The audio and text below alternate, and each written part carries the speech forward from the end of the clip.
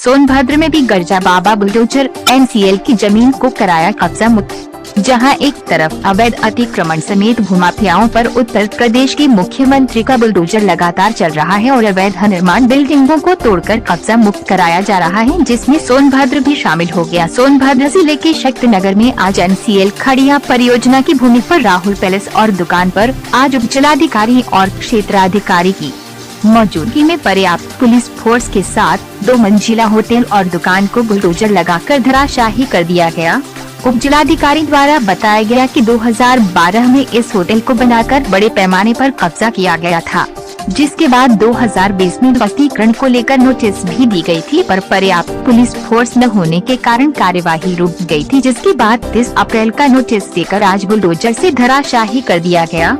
कब्जा मुक्त कराए गए भूमि की कीमत लगभग 5 करोड़ रुपए की बताई जा रही है और आगे भी अवैध अतिक्रमण को मुक्त कराने को लेकर बुलडोजर चलेगा। सर, आज ध्वस्तीकरण का कार्यक्रम हुआ है, क्या कुछ था, किस तरीके से? ये परियोजना की भूमि पे अवैध कब्जा किया हुआ था, तो उसको आज हम पुलिस प्रशासन के साथ हमारे सीओ साहब बाकी सब लोग मिलके अपने जिलाधिकारी महोदय के निर्देशों के हिसाब से यहाँ पे हमने इसको सुबह अर्ली मॉर्निंग 5 बजे आके इसका कम्प्लीटली डिमोलिशन किया है। ये अभी शुरुआत है, अभी और भी जो भी ज़िले में अवैध कंस्ट्रक्शन जो भी पब्लिक प्रॉपर्टी पे किए हुए हैं, फ्यूचर में शासन के आदेशानुसार उसका डिमोलिशन कंटिन्यू रहेगा। सर, इसमें कुछ संख्या भी ऐसा जानकारी आ रही थी, कुछ संख्या भी है जिसको चिन्हित कर लिया गया। चिन्हित एग्जैक्ट नंबर बताना वो नहीं है, लेकिन काफ़ी ज़्यादा प्रॉपर्टीज़ यहाँ पे हैं परियोजना की, जिस पे लोगों ने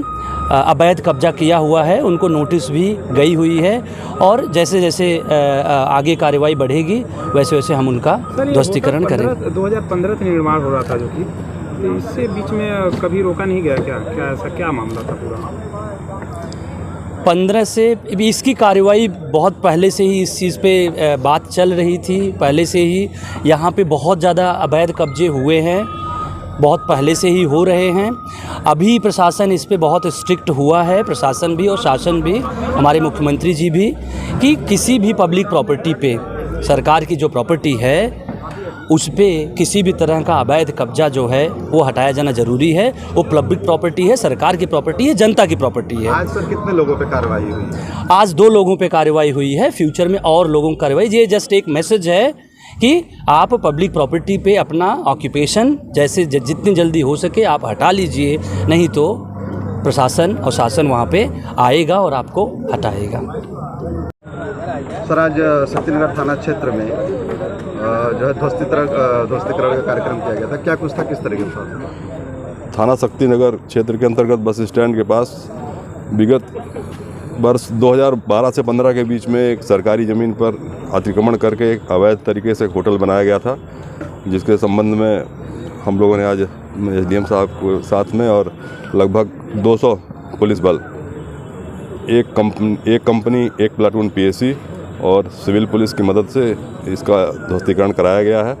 और आगे भी इसके जो भी मालिक हैं, जो सरकारी भूमि जिनके कब्जे में है, जिनकी सरकारी भूमि थी, उनको निर्देशित किया गया है कि दोबारा इस बात का ध्यान रखें, जैसा कि आप लोग जानते हैं इस संबंध में शासन के भी निर्देश हैं कि अतिक्रमण मुक्त कराई गई ज़मीन पर दोबारा कब्जा ना होने पाए, इस बात का भी ध्यान रखना है। तो इसके लिए इन लोगों को भी निर्देशित किया गया है और आज की कार्रवाई अभी सकुशल संपन्न हुई। प्रदीप सिंह चंदेल, क्षेत्राधिकारी पिपरी सोनभद्र द्वारा बताया गया कि 200 की संख्या में पुलिस फोर्स को ध्वस्तीकरण के लिए लागे गए थे, जिससे किसी प्रकार की अशांति न फैलने पाए और शांतिपूर्ण तरीके से अवैध कब्जे को मुक्त कराया जा सके।